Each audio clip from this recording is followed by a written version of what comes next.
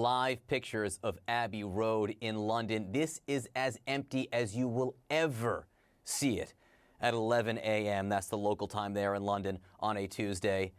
Really, just barely anything going on that street. Why? Well, breaking overnight the harshest restrictions on the United Kingdom since World War II. Prime Minister Boris Johnson issued a stay-at-home order for the entire nation following the lead of other European leaders.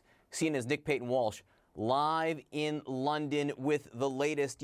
Nick, Boris Johnson was late to this, later than most European countries, but now it's fully in place.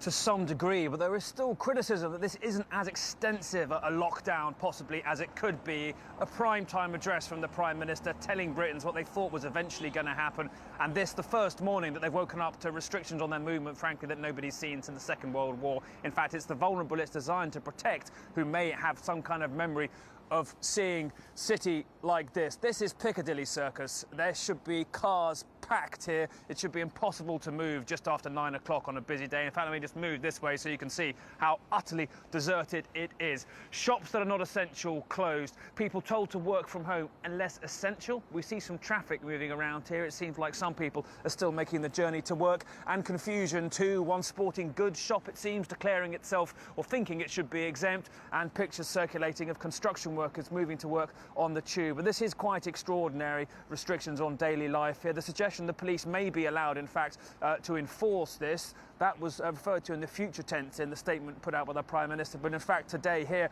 we've just seen a group of 3 people approached by an unmarked police car and asked how long they were going to be around. So clearly the police in place to try and send people home, banning gatherings of more than 2 here. The Prime Minister clear this will go on for 3 weeks and then be reviewed. But many Britons, I think, startled to see this change to their daily lives, and also too wondering how Britain has been an outlier from its European neighbours for so long. We're later in introducing these kind of restrictions.